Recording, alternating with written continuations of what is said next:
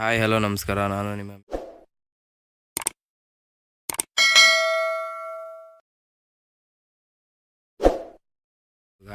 ಏನಪ್ಪ ವಿಶೇಷ ಇದೆ ಅಂದರೆ ಮತ್ತೆ ತೋಟಕ್ಕೆ ಬಂದಿದ್ದೀನಿ.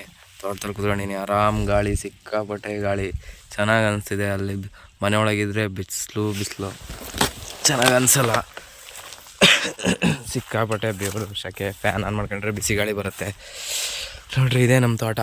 ಹಿಂಗೆ ತೋಟ ಹಾಕಿ 1-2 ವರ್ಷ ಆಗಿದೆ. ಅದು ತೋಟಕ್ಕೆ ಗೊಬ್ಬರ ಏನೂ ಮಾಡಿಲ್ಲ. ತೋಟ ಇನ್ನೂ ಬೆಳವಣಿಗೆ ಆಗಬೇಕು. ನೀರು ಸರಿ ಇಲ್ಲ, ನಮ್ಮದು ಸ್ವಲ್ಪ ಪ್ರಾಬ್ಲಮ್ ಇದೆ ನೀರಿಗೆ. ಹಾಗಾಗಿ ಹಿಂಗಿದೆ ತೋಟ.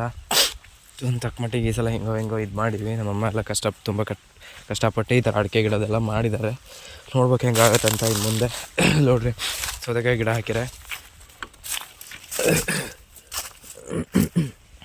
ಸೌತೆಕಾಯಿ ಗಿಡ ಅದು ನಮ್ಮ ತೋಟದಲ್ಲಿ ಏನಂದರೆ ಬರೀ ಹುತ್ತ ಬೆಳೆದಿದೆ. ಸಿಕ್ಕಾಪಟ್ಟೆ ಹುತ್ತ ಇದೆ.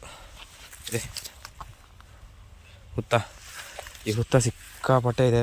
ಎಂತ ಮಾಡ್ಬೇಕಂತ ಗೊತ್ತಾಗಲಿಲ್ಲ. ಗೊದ್ದ ಇದು ಹಾವಿಂದಲ್ಲ ಏನು.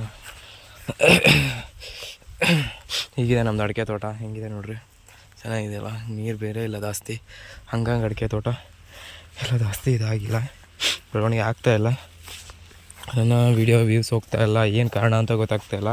ಯೂಟ್ಯೂಬಲ್ಲಿ ಏನು ಪ್ರಾಬ್ಲಮ್ ಆಗಿದೆ ಅಂತಲೂ ಗೊತ್ತಾಗ್ತಾಯಿಲ್ಲ. ಈ ವಿಡಿಯೋ ಏನಾದ್ರು ವ್ಯೂಸ್ ಹೋಯ್ತು ಅಂದರೆ ಹಿಂಗೆ ವೀಡಿಯೋ ಮಾಡ್ತೀನಿ. ಇನ್ಮೇಲೆ ಮಕ್ಕ ಕೊಟ್ಕೊಂಡೆ ವೀಡಿಯೋ ಮಾಡ್ತೀನಿ. ಇದು ವ್ಯೂಸ್ ಹೋಗಿಲ್ಲ ಅಂದರೆ ಮತ್ತೆ ಚೇಂಜ್ ಮಾಡ್ಬೇಕಾಗತ್ತೆ. ವ್ಯೂಸ್ ಹೋಗೋ ಥರ ಮಾಡಬೇಕು. ಏನಾಗಿದೆ ಗೊತ್ತಿಲ್ಲ. ಸುಮಾರು ದೂರ ಸ್ವಲ್ಪ ಹೊತ್ತು ನಿಲ್ಲಿಸಿದ್ದೆ ನಾನು. ಸ್ವಲ್ಪ 1-2-3 ತಿಂಗಳು ನಿಲ್ಲಿಸಿದ್ದೆ ವೀಡಿಯೋ ಮಾಡೋದನ್ನ. ಈಗ ವೀಡಿಯೋ ಮಾಡ್ತಾಯಿದ್ದೀನಿ.